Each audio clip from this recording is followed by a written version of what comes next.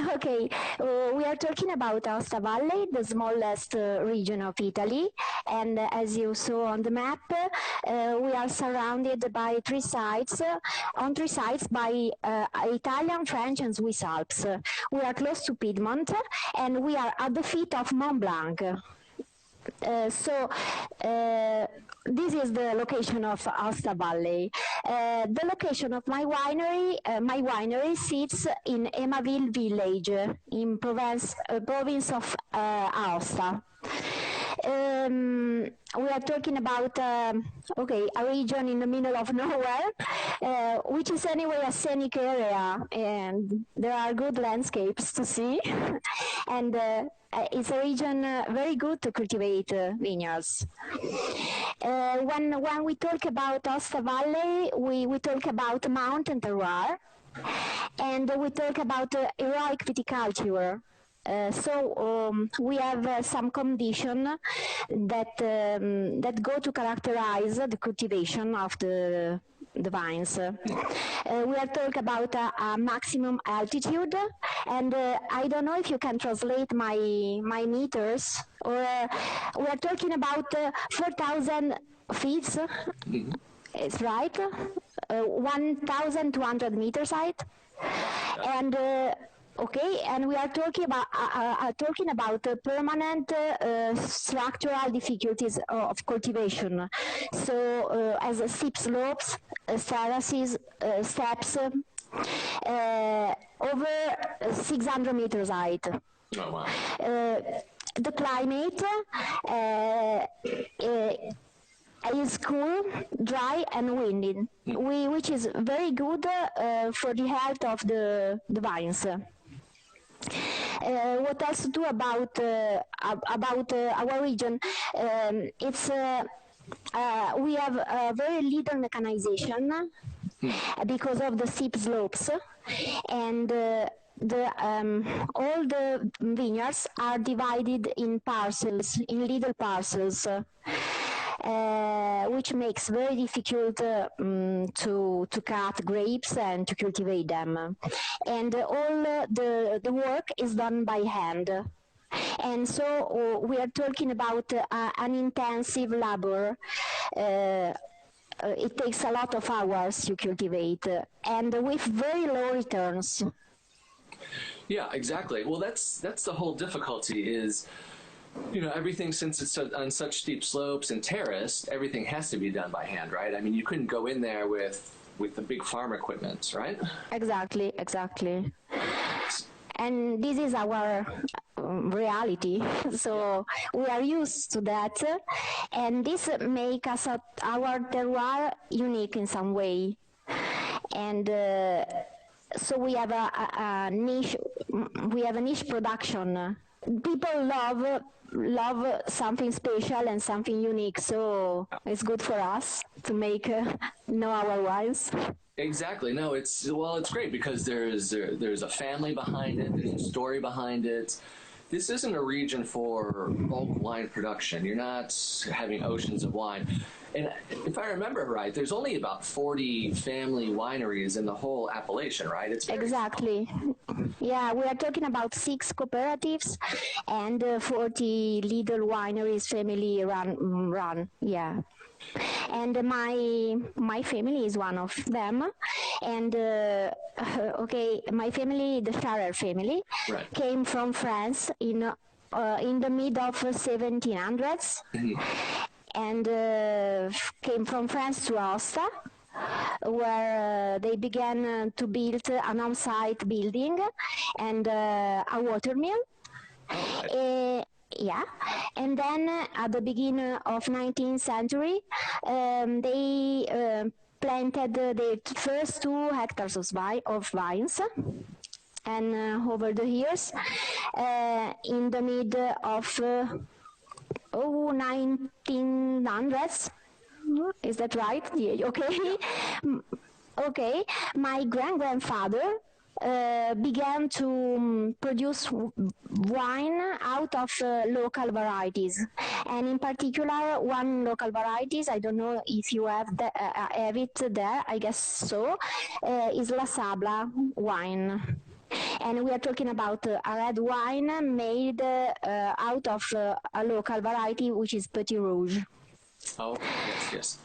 Okay, and then in 89, my father built Les Crêtes, which is the actual winery. Okay, and ultimately, can I say that? I don't know. I'm inventing terms. No, you're good. You're perfect. Sorry. Okay. We decided to build a new tasting room. So in 2016, we built what you see now, what you're seeing now, which is the Refuge du Vin, Rifugio del Vino. That means the wine hut.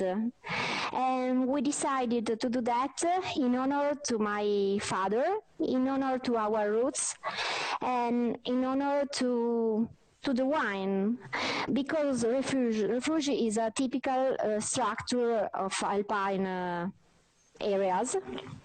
So to identify the mountain with the wines, and the refuge welcome people. And we have done that to make people know what we are and what is our philosophy, our world. No, it's so cool. So it's in reference to a wine hut, like a small house. So was that what? So tell me a bit about this structure. What is this structure on the top of the hill of your property? This is a 16th century tower, and it's called Coteau La Tour Tower, and stands up the hill, Les Crêtes Hill, where our main vineyard extends. You can do the tasting. We can do it's a little tasting room. Oh, that's cool. Among the mountains, and it took a long time to put together the vines you see around the hill, like 15 years. Because we were talking about parcels, and so that there were like 20 parcels in that hill. Wow, just on to one put hill. Together. Yeah. And are all the parcels treated separately? Are they harvested separately? That is a peculiar area because it has very different exposures. Right. And that allows the cultivation of different grapes. Oh. Like we have there the Petit Irvine, the Chardonnay, the Fumane, and the Syrah, depending on the right exposure, the best exposure you can find. Right. Well, that's and part of the uniqueness. Sorry. No, I was going to say, this part of the uniqueness of where you are is that you're dealing with hills everywhere. So you have to experiment and, see what works best in different areas. Yeah, and as you can see from the picture, you can, between the lines, you can find the how can I see? Rose herb between the lines. Oh. And that is because we try to make a kind of organic viticulture, and so we allow good insects like ladybugs against bad insects. Sorry. Good. And you can see is everything. We have to do all that by hands because we can have mechanization there. No, so it's a beautiful estate, and I think one of the most beautiful I've ever seen. So you have, just to tell everybody the size, so in total, you have about 60 acres, estate-owned acres, which is about 25 hectares, right? Exactly, yeah, you are well informed. That's right. And all the vineyards are divided in 9 villages along the Dora-Baltea River that divides Aosta Valley into sides. One exposed to some beaches is called Adret, and the other one is called Anvers, and more shadow. Yeah, so just to give everybody another baseline of the region here. So further to the northwest, it's closer to Mont Blanc. You see Mont Blanc. Exactly, yeah, yeah. You're high in elevation there. And then you have the center, and then you have kind of the southeast, which is a little lower, and you have... Exactly, so... Yeah. So we start from the lowest side of the valley, and we are talking about 300 meters height, to get to 800 meters height or 1,000 meters height, close to Mont Blanc. Yeah? And that has a big difference of where you're growing your grapes, I'm guessing. So white grapes probably further in the cooler areas, or doesn't it make a difference? It doesn't make too much difference because... I mean, we work, all the production is vinified both in local and traditional varieties. And 50% about local and 50% traditional. Concerning local wines, we are talking about like grapes like the Fumane, like the Petit Irvine, like the Petit Rouge. While concerning the traditional grapes, we are talking about international grapes like Chardonnay, like Merlot, like Pinot Noir. And all the Aosta Valley terroir is very good, has a very good condition because of the climate and the microclimate to cultivate red and is historically Aosta Valley is a region of red wines, but because of the climate condition and the soils, we are talking about rocky and granitic soils coming from the moraine, the glacial hillsides. So we are talking about soils that give a lot of minerality and high acidity to wines, and all the viticulture is also characterized by big range of temperature, difference of temperatures between night and day, and that makes develop really good aromatic profile. So all the wines are very flavored, almost like aromatic. Right, exactly. And so, sorry. I was going to throw out my favorite wine geek term. So the difference of daytime high and nighttime low is called a diurnal shift. So the bigger the shift between the daytime high and the nighttime low, the more complex the wines usually, the more aromatic. Exactly. Because the cold temperature and the difference makes develop all the aromas that goes before the aromas. So it's difficult to explain in technical terms for me, sorry, because I have no English enough to give the idea. Anyway, it's good to develop, there are some aromas that comes before the main aromas. Right. And the difference of temperature makes them develop better. Exactly. You have that long hang time, and that the factor is that you have a longer growing season, right? And you late. All the harvest is late in general, so we are talking about the end of September and the beginning of October, and mainly for two varieties like the Fumane and the Petit Irvine. Yeah. And I've heard that Fumane, you sometimes you're harvesting in the snow, like it's like end of October, beginning. We do that.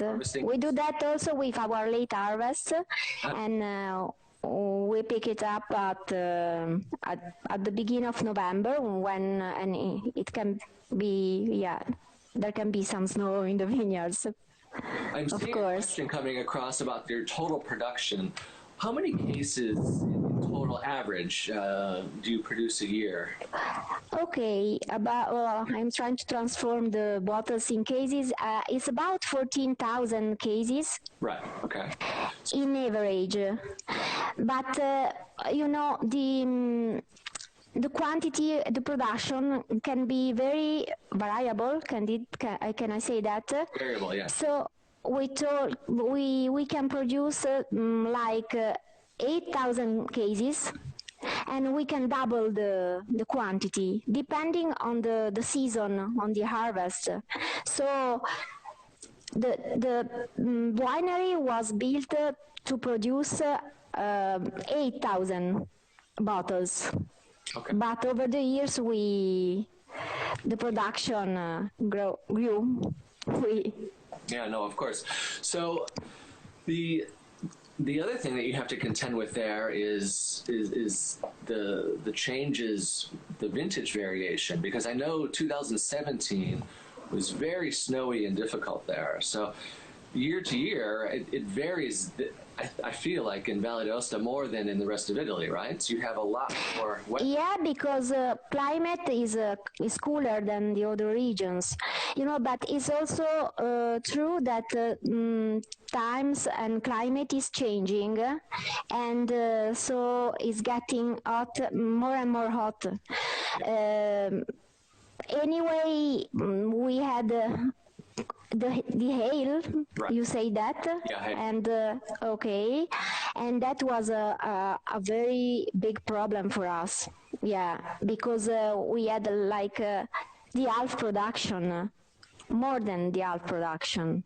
Yeah, it's so difficult, and you never know what's coming your way. You just have to deal with it, as it. Yeah. So. Yeah. So we depends from God. Yeah, exactly.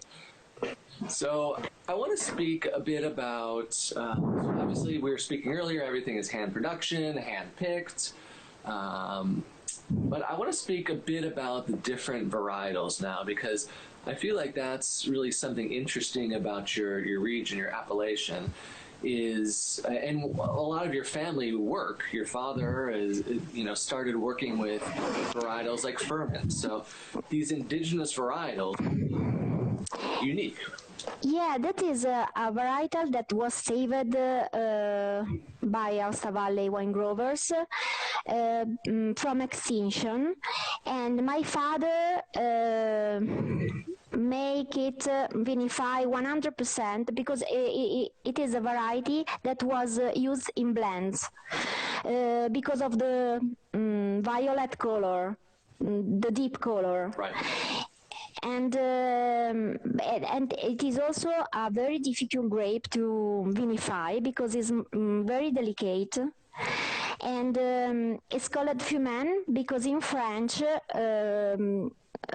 fumé means like smoke, gray like smoke, right. Because the berries are like quite gray, and that gave the color, gave the name to the varietal. And my father make it vinify in 93 for the first time 100%. So now you can taste a Fumain 100%.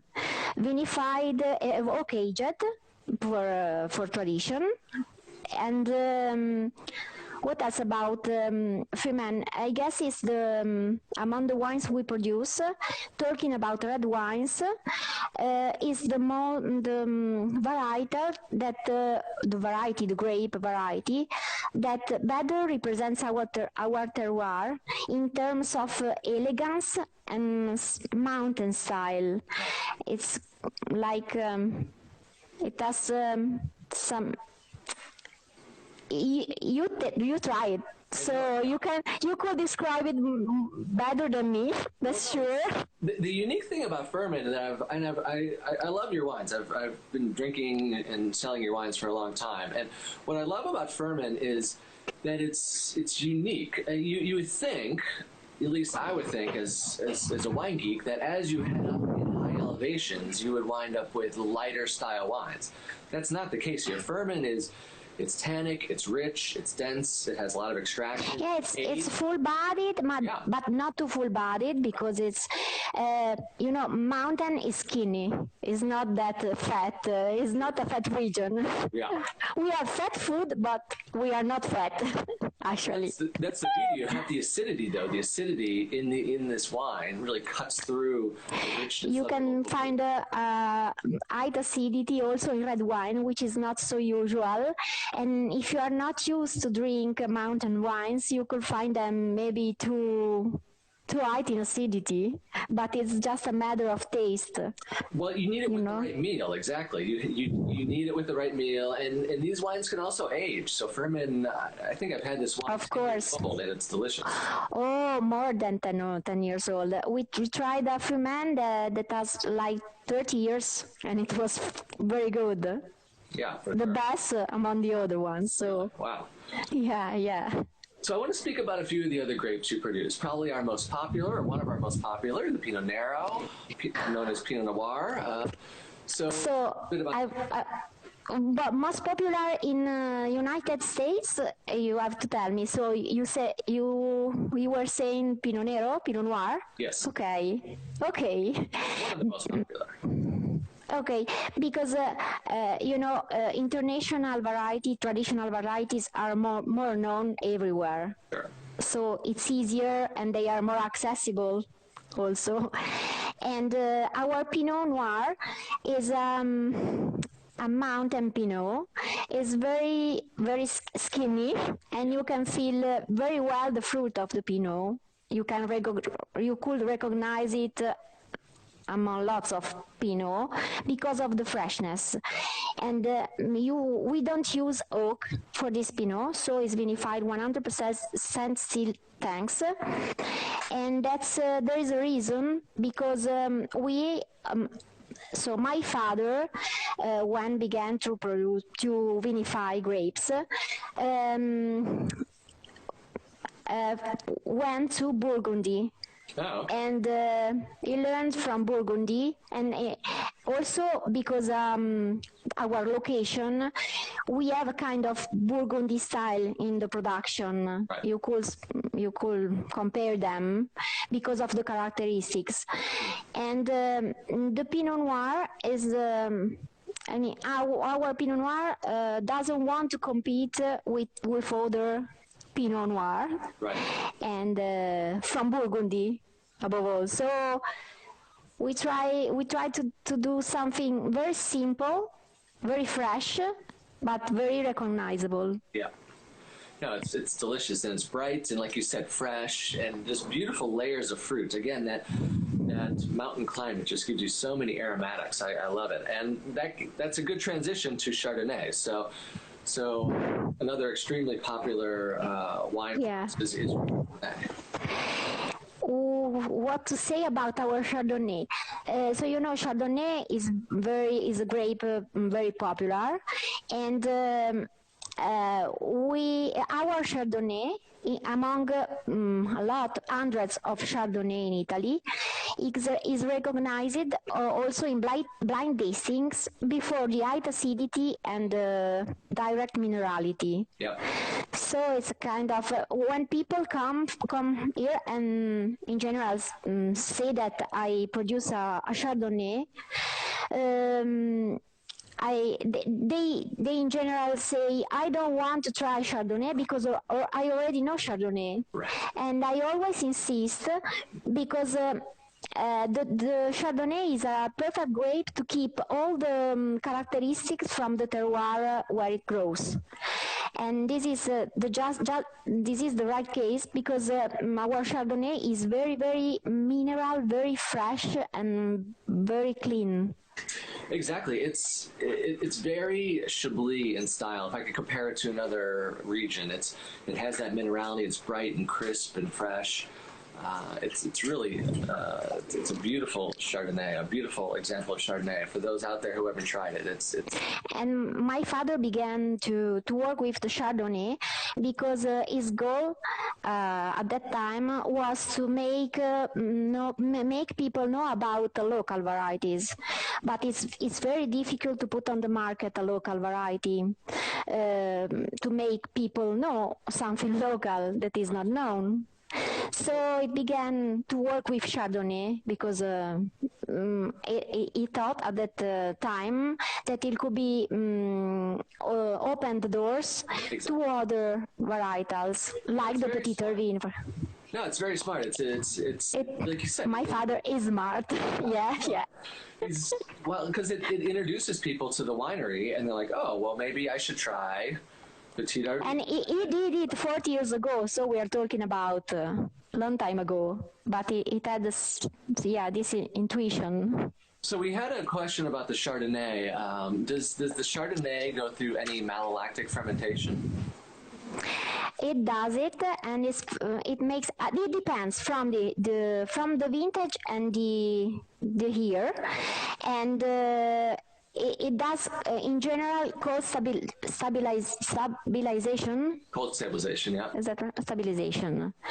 But the malolactic, in general, it makes malolactic fermentation. Okay. Yeah. But it depends on the vintage, and Yeah. So let's go back to the Petit Irvine. So another local varietal. Describe this varietal for those who aren't familiar with it. We were talking about before about very specific, a very local grape, which was the Furman, and we could say the same for the Petit Irvine. So the Petit Irvine is a tradition. I can say local grape because it's a traditional grape. Because you can find Petit Irvine in Aosta Valley, but in Switzerland too. So there's a kind of fight for the paternity of the vine. And so this makes that I can say traditional, but not local. Okay. And as I was saying before, this is among the white wines, the one that better represent our terroir because of the characteristics, the same as for the Furman. So we're talking about something very special. You can't find everywhere. So, high acidity, minerality, citrus flavor. It's almost like tasting mountain when you taste Petit Irvine. Well, and that's one of the reasons why I love your wines, because they're very unique and very special, but they have a lot of character, and I think that they're very interesting to wine geeks and sommeliers because they're so food friendly, and that's true because they clean the mouth. Exactly. And the palate. Very food friendly, good acidity, but good balanced tannins. But you also have the fruit, and you have, you can really play off of each other, and they're so good for that. And that brings me to, we're running out of time, but I have to at least mention one of my favorite wines that I always buy at least a case or two of every year is your Syrah, which I know you make in small quantities, but I absolutely love. So tell us just a bit about how you came to produce Syrah, because that's not very common in Valle D'Aosta, I feel like. You can find Syrah in Aosta Valley, and that's true that you can put it together to other Syrah you usually drink. So when you think about Syrah and you think about Sicilian Syrah, it has nothing to do with mountain Syrah. So you can feel. It's very spicy. It's very complex.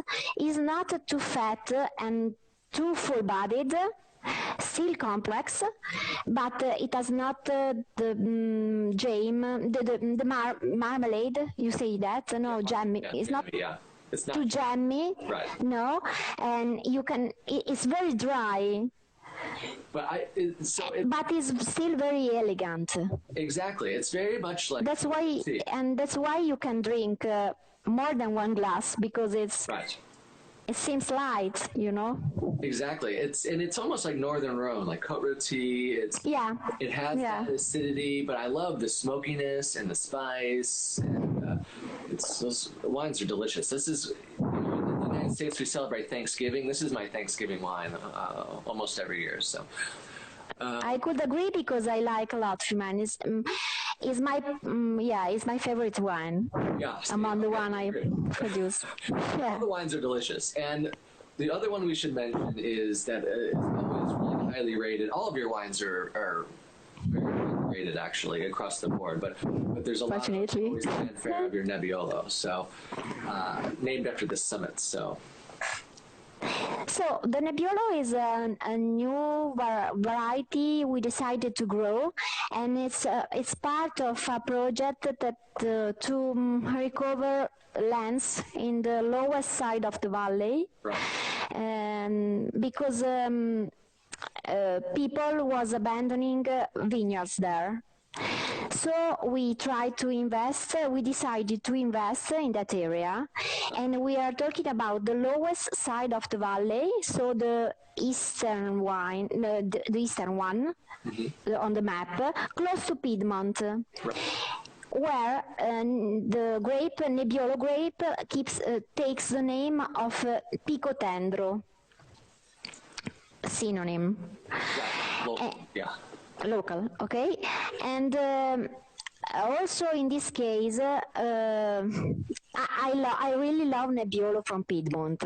I am a fan of Nebbiolo from Piedmont, and I quite prefer Nebbiolo to other some more popular variety from Piedmont. I prefer Nebbiolo to Barolo. Right. It depends from the taste, but my taste is that one, because I like to drink easy and still complete, but easily. A little brighter. So, yeah. And Nebbiolo is, I guess, our Nebbiolo. So you can see from the map, there's at the borders of Piedmont. What makes the difference between our Nebbiolo and Nebbiolo from Piedmont? The mountains. Our Nebbiolo is skinny, is really skinny, and it's very, I don't know, you can feel that it's a Nebbiolo, but it's not, I couldn't describe it differently, I know. It's a unique expression, yeah, it's its own thing. So, and what I like about your Nebbiolo is, like you said, it's bright, you have good fruit, but also that lean acidity, and it carries through the style of your wines. There's definitely That's what we try to keep from my father's style. Exactly. And that is very clean and elegant. Yeah. So we're out of time, Elena, unfortunately. But I want to. The time always goes so fast, but I did it. I know you made it exactly, and you were excellent, by the way. Your English. No, that's not true. My English is very. It's been a long time since I spoke English, so.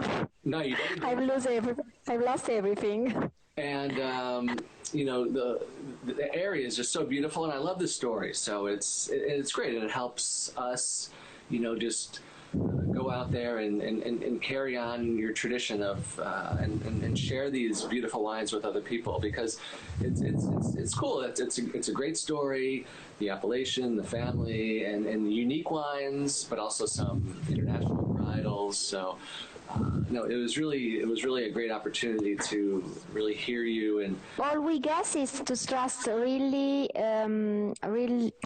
is to trust and to believe in our roots. Yeah. And what we want to do is to make people know that we have roots, and we keep them, we take care of them. Yeah, for sure. Well, keep up the amazing work. The wines are just beautiful and stellar. So I'll bring myself back for just a second here. Instagram is so silly the way it works. It's not very user friendly, unfortunately, but we make do with our best. So anyways, thank you again, Elena, for joining us, and thanks to you. And I want to welcome, thank everyone for joining us, and to let you know about our next event. Will be 2 weeks from now. We do these tastings every other Thursday at 1 p.m. Eastern Time. So our next one will be March 11th with Damien Vaughan. He's the manager and winemaker of Clos Henri in New Zealand. So we're going to be going to Marlborough, New Zealand 2 Thursdays from now. So that's going to be exciting. It's our first one from New Zealand, so that'll be cool. We follow the direct. Yeah, exactly. So Elena, thank you so much. Thanks to you, and thanks everyone for following. Yeah, and for supporting. Say thank you to your sister and your family, and keep up the great work. I love your wines. Thanks. Thanks a lot. Okay, Bye. I'll sign off for now. Ciao. Thank you, everyone. Bye bye. Ciao. Ciao a tutti.